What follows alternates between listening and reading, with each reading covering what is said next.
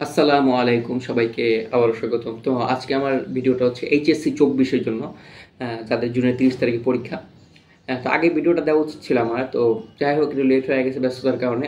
তো কি কি করবো আসলে এই জিনিসগুলো আমি একটু বলে দিচ্ছি। হ্যাঁ, সময় তো অল্প আর এইচএসসি সিলেবাস তো হিউজ।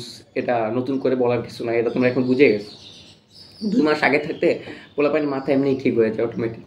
তখন বুঝে যায় আমার কি করতে হবে 2-3 মাস বাকি থাকার আগে। আচ্ছা, যাই হোক, যে জিনিসটা বলতেছিলাম যে কী করবা এখন, অনেকে হয়তো অনেক পিছিয়ে আসো বা অনেক বড় সিলেবাস, শর্ট সিলেবাস কিন্তু দিয়েছে, তাও তোমরা কি বাদ পাই শুরু করছো সবাই।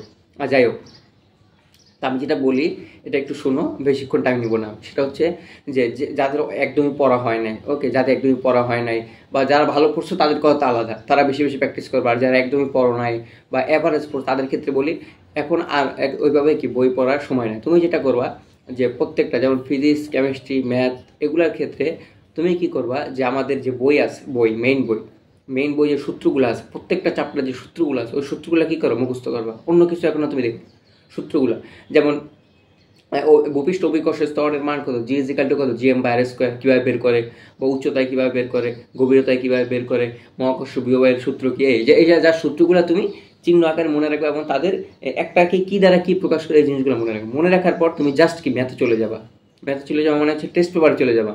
টেস্ট পেপার অনেক প্র্যাকটিস করতে হয়, ইন্টার লাইফে অনেক প্র্যাকটিস করতে হয়। ওকে, এই 2-1 মাসের প্র্যাকটিস আসলে কিচ্ছু হয় না, কথা বুঝছি। তো যাই হোক, যেটা বলতেছি আমি, যে সূত্রগুলো মুখস্থ করবা টোটস্থ পরিচয় সহ, এরপরে তুমি ডিরেক্ট ম্যাথে চলে যাবা, কারণ তোমার ম্যাথ ধরতে হবে। তোমার কোনো বইয়ের ওরকম আসবে না, তোমার কি ম্যাথ ধরতে হবে।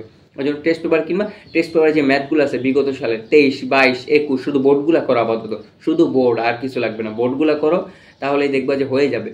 ওকে, তাহলে বোর্ডগুলো করো। সূত্র, একটা ম্যাথ যখন আসবে তোমার মাথায়, সূত্র কিন্তু আসতে হবে, সূত্র দিয়েই কিন্তু সব কিছু আসলে। তো সূত্র, তারপর কি ম্যাথ প্র্যাকটিস, এই দুইটা এখন আপাতত চালিয়ে যেতে থাকো।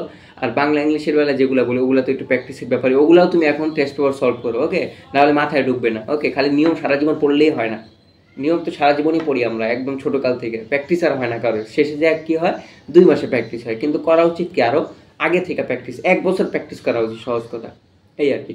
তো এটাই বলি, এখন শুধু প্র্যাকটিস করো, টেস্ট পেপার দিয়ে শুধু প্র্যাকটিস, আর কিছু না।